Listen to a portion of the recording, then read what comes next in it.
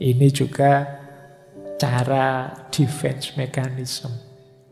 Jadi ini tidak mencari solusinya, tapi ingin keluar dari masalahnya dengan mekanisme kejiwaannya.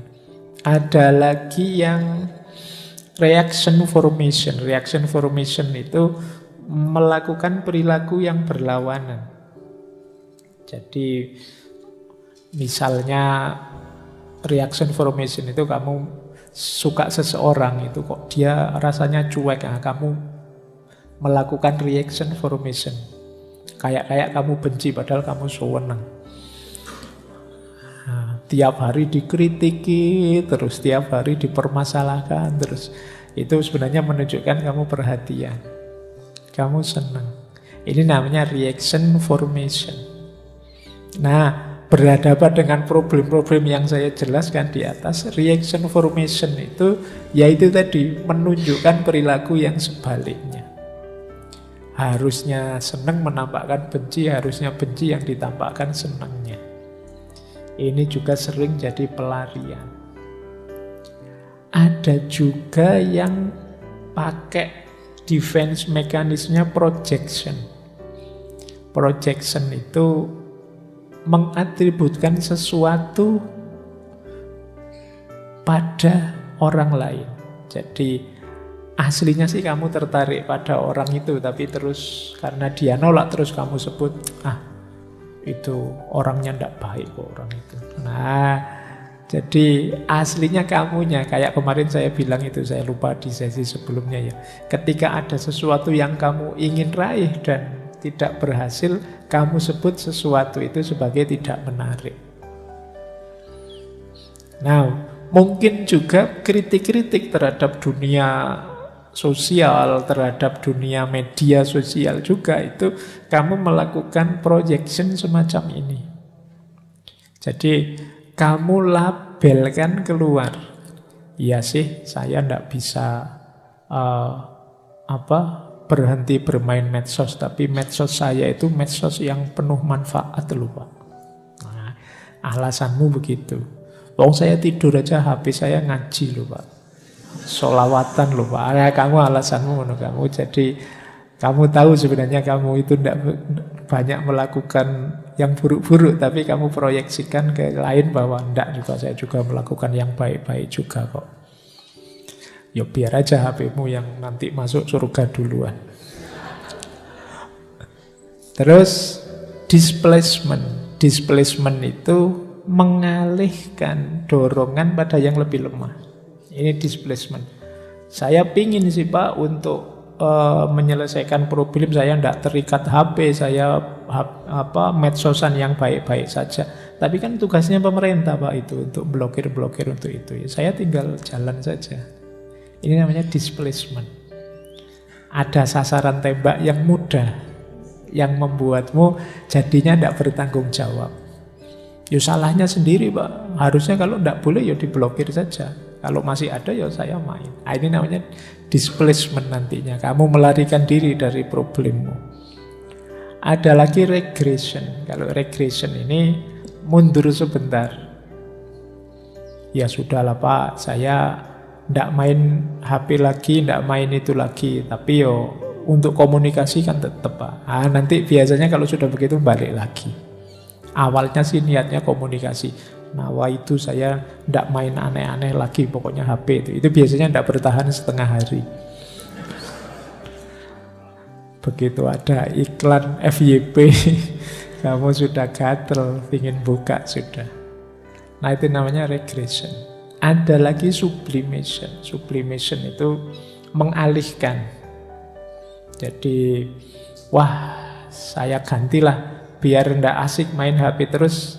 Tak ganti sepedaan lah, tak ganti berkebun lah, tak ganti apalagi berternak lah, semonggo lah macam ini namanya disublimasi.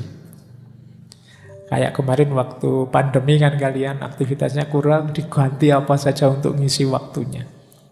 Biasanya ya tidak tahan lama juga. Wong ini defense mekanisme melarikan diri dari masalah sebentar. Dan yang terakhir ada rationalization. Rationalization itu ya Kamu mencari argumen-argumen untuk membenarkan sebenarnya kamu itu salah. Kita kan sering pakai argumen, oh yang kayak begitu kan manusiawi Pak. Manusia itu memang begitu Pak. Nah, jangan lupa manusia itu fitrahnya lengkap. Jadi fa'alhamaha fujuroha wa taqwaha. Manusia itu mau takwa bisa, mau fujur bisa. Jadi kalau sekedar yang alami dari manusia, kadang-kadang yang alami itu juga banyak yang negatif. Jadi kita itu punya sisi negatif, juga punya sisi positif sebagai manusia. Baik. Nah, ini defense mekanismenya. Oke, jadi itu problem-problem kita. Saya tidak tahu teman-teman seperti apa menanggapi masalah-masalah peradaban hari ini, kegelisahan-kegelisahan moral yang saya jelaskan tadi. Untuk menutup malam hari ini, coba ini nanti jadi bahan renungan ya. Inilah hidup yang sehat.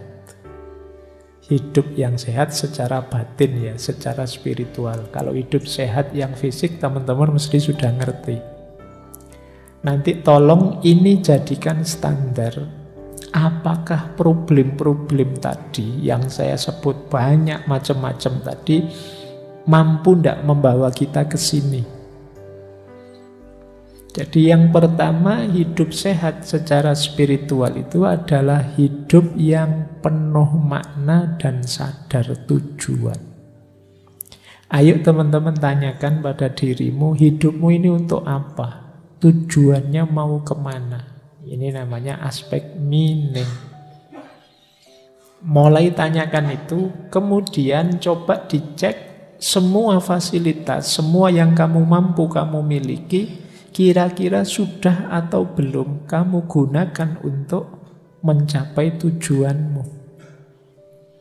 Nah, ini standar pertama ya. Ayo hidup yang bermakna. Bukan berarti kamu tidak boleh main HP, tapi HP-mu mendukung terhadap kebermaknaan hidupmu dan realisasi tujuan hidupmu. Yang kedua, value.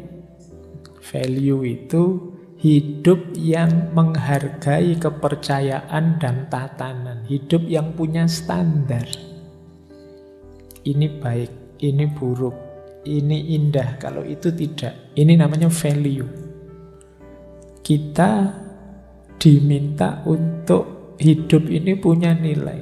Biasanya untuk punya makna itu harus ada yang bernilai. Apa sih nilai-nilai yang kamu unggulkan, kamu pegangi dalam hidupmu? Agama kah? Persaudaraan kah? Kemanusiaan kah? Atau apa? Kalau sama sekali tidak punya nilai, hidupmu tidak bermakna. Rasionalitas kah? Atau kekayaan kah? Atau apa? Itu namanya value, nilai. Oke. Nah, yang ketiga, transenden. Transenden ini kesadaran bahwa ada dimensi hidup yang lebih tinggi dibandingkan hidup yang kita jalani sekarang. Kita hari ini hidup dalam banyak keterbatasan-keterbatasan. Ada level transendennya, ada level yang lebih tingginya. Dan kita semuanya menuju ke sana. Nah, fasilitas-fasilitas tadi membantu ndak upaya kita untuk melakukan transendensi, melampaui situasi hari ini ke ranah yang lebih tinggi. Yang keempat, connecting. Connecting itu keterhubungan. Kesadaran kita bahwa segala tujuan, makna, nilai, dan upaya transendensi tadi tidak mungkin kita jalankan sendiri tanpa keterkaitan dengan orang lain. Jadi sejauh mana perangkat, peralatan, fasilitas yang kita miliki tadi membantu kita semakin dekat erat terkoneksi dengan yang lain, atau jangan-jangan malah tambah pisah-pisah, tambah banyak permusuhan. Nah itu coba nanti dievaluasi. Dan yang terakhir, becoming. Becoming itu hidup yang baik adalah hidup yang tambah lama tambah baik. Maka kita hendaknya melakukan refleksi, ini hidup saya tambah baik apa enggak ya? Kemarin saya gimana, sekarang gimana? Dulu saya zaman waktu SMA itu Pak, rajin tahajud Pak, ngaji. Sekarang sudah mahasiswa, wah, ya saya enggak berani ngomong Pak. Iya, tapi sekarang saya tambah pinter Pak, tambah ngerti dalil, tambah ngerti. Iya. Jadi coba dicek, kamu tambah baik apa enggak? Ya harusnya tambah mahasiswa. Kalau dulu tahajudnya 4 rakaat, ya sekarang 12 rakaat misalnya, itu sip. Dulu ngajinya 3 bulan sekali baru khatam, ya sekarang 1 bulan bisa khatam saya Pak. Itu luar biasa, meningkat namanya. Apakah begitu hidupmu atau tidak? Becoming atau tidak? Tambah baik, tambah baik. Nah ayo ya dievaluasi, biar enggak hanya yang sehat jasmani kita, rohani kita juga harus sehat, yaitu hidup yang bermakna, bernilai, transenden, connecting, dan becoming. Jadi yang pertama, kuasanya manusia adalah mencari, menemukan, dan meyakini kebenaran. Tetapi dia berhadapan dengan sunnatullah, bahwa manusia itu makhluk historis, makhluk sejarah yang itu sifatnya beragam, meruang dan mewaktu. Setiap orang anak ruang dan waktunya sendiri. Sehingga secara sunnatullah, pemikiran, pemahaman, penangkapan manusia terhadap kebenaran juga beragam.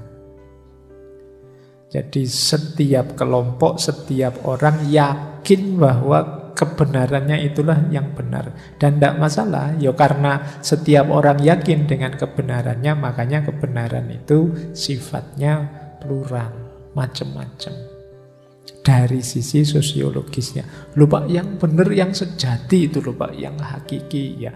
Yang sejati, yang hakiki itu setiap orang meyakini kebenarannya adalah yang sejati, yang hakiki.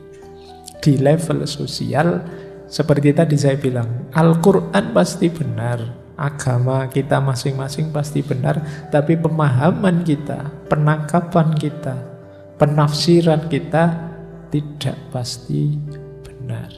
Bisa keliru. Imam Syafi'i saja punya qaul qadim dan qaul jadid. Apa Imam Syafi'i terus tidak konsisten? Tidak. Ada ruang dan waktu yang dinamis, yang berubah situasinya. Kadang-kadang ada sesuatu itu kita yakin benarnya, tapi dinamika hidup berubah. Misalnya zaman pandemi kemarin, sebelumnya kan kita diyakinkan bahwa sholat jamaah di masjid itu lebih utama. Begitu pandemi, teorinya dibalik. Sholat di rumah itu lebih utama. Oh ini kan berubah drastis. Kalau kita hanya berhenti di satu kebenaran, tidak mempertimbangkan ruang dan waktunya, itu kadang-kadang kita jadinya seperti tadi yang saya sebut jumud tadi. Tidak peduli dengan ruang dan waktu. Apa tidak boleh Pak kita meyakini kebenaran kita? Boleh. Sambil tetap menyadari yang lain mungkin menangkap kebenarannya secara berbeda. Jadi ini penting ya, hari ini banyak orang yang tidak salah dia menganggap bahwa yang dia yakini adalah yang benar. Tapi yang jadi masalah adalah dia kemudian agresif pada yang lain, yang dianggapnya salah. Loh, menganggap pandangan orang lain salah itu tidak masalah.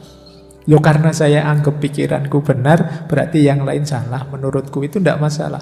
Yang masalah agresifnya. Jadi terus menyerang, menyalah-nyalahkan, nuduh-nuduh, fitnah, mengkafirkan kalau sesama agama dan lain sebagainya. Yang problem di sini, kamu meyakini saudaramu, wah kalau saya berpikiran begitu sudah kufur. Tidak masalah, tapi tidak harus kamu terus agresif, kamu deklarasi, kamu tunjuk-tunjukkan ke orang, ini loh orang kafir. Beda lagi ceritanya kalau sudah begitu. Jadi bahwa kamu meyakini satu kebenaran, ya niscayalah manusia itu memegangi kebenaran sejauh yang dia mampu masing-masing. Tapi juga jangan lupa orang lain mengalami proses yang sama, meskipun mungkin saja hasilnya berbeda. Dan itu kan sudah disampaikan juga oleh Allah. Wa ja'alnakum sir'atan wa minhajan. Allah juga, kalau Allah mau, semua manusia ini hanya satu keimanannya. Tapi kan Allah menghendaki skenario sesuai yang sekarang terjadi. Ini sebenarnya tantangan-tantangan besar kita hari ini. Ini problem yang saya sebut di awal tadi. Kekakuan dalam berpikir, yang sering jadi sumber masalah. Kita hari ini kan sering sekali konflik muncul karena kita tidak tahan ada yang berbeda. Perbedaan itu rahmat kalau kita kuat menanggungnya. Jadi banyak orang yang tidak kuat menanggung perbedaan sehingga melahirkan konflik-konflik. Tidak hanya antar, bahkan juga internal kalangan sendiri juga kadang-kadang kita tidak tahan. Ada yang berbeda. Jadi bahwa kalian menganggap saya yang benar Pak, yang lain salah, itu tidak masalah. Yang masalah di level sosialnya ketika kalian agresif tadi. Ini sering jadi sumber konflik. Dan nanti mungkin teman-teman bisa merefer, dulu pernah kita membahas tentang kematangan beragama. Bagaimana bergaul, kalau ini kebenaran agama ya, secara matang. Tidak bergaul yang kekanak-kanakan. Jadi prinsip-prinsip pergaulan antar kebenaran ini menurut saya penting hari ini kita sadari. Karena banyak orang yang skillnya di sini agak lemah. Sehingga dia gelisah terus ketika ada yang berbeda dengan dirinya. Ketidakpenerimaan kita terhadap adanya perbedaan ini kan khawatirnya juga ketidakterimaan kita terhadap ketetapan Allah bahwa hidup ini secara sunnatullah pasti berbeda-beda. Baik, saya kira itu ya Mas, cara memahaminya. Yeah. Yang kedua tadi merubah kegelisahan moral itu dari pribadi atau dari kelompok. Oh iya, itu yang belum. Yang pertama tentu saja dari diri kita. Katanya Gandhi, be the change you want to be. Kalian ingin dunia ini seperti apa? Pertama-tama dirimu sendiri ubahlah. Jadi jangan, kalau saya nanti saja Pak, saya ini levelnya masih menasehati orang. Jadi biar orang baik dulu, saya nanti saja. Tidak mungkin efektif nasihatmu. Jadi nasihat itu kalau dilakukan oleh orang yang menjalani, mengalami langsung, itu frekuensinya lebih nyambung. Mungkin pernah saya ceritakan di berbagai kesempatan ya, ceritanya Mahatma Gandhi. Saya ulang lagi tidak apa-apa, biar waktunya cepat jam 10. Jadi kata Gandhi, suatu ketika ada ibu-ibu datang ke Gandhi. Dia punya anak. Anaknya ini sedang sakit yang mengharuskan dia tidak makan garam. Si ibu ini agak stres, anaknya disuruh tidak makan garam itu susah. Kayak kalian lah kalau tak larang makan gorengan itu kan ya berat. Nah, dia bawa ke Gandhi. Waktu ibu ini datang menceritakan persoalannya, jawabnya Gandhi, wahai ibu, mohon maaf, sekarang saya tidak bisa menasehati anaknya ibu. Minggu depan saja ya balik ke sini. Nah beneran, ditunggu seminggu terus dia balik lagi ketemu Gandhi. Setelah itu Gandhi cuma bilang gini pada anak ini, wahai nak, nek basa Jawane ya le, mbok kamu tidak usah makan garam lagi. Cuma itu saja. Dan setelah itu anak ini tidak lagi makan garam. Nah ini si ibu ini heran, sekti tenan ini Gandhi. Terus minggu depannya tanya pada Gandhi, wahai Gandhi, kamu pakai resep apa? Anak saya kok langsung manut, langsung bisa tidak makan garam lagi. Kata Gandhi, wahai ibu, dulu minggu pertama waktu ibu datang itu saya masih makan garam. Kalau saya yang masih makan garam kok nasihati anak ini untuk tidak makan garam, tidak sinkron, tidak nyambung. Jadi kayak kita masih tukang bohong kok nasihati orang kamu jangan bohong ya, tidak nyambung. Kita masih sering bohong.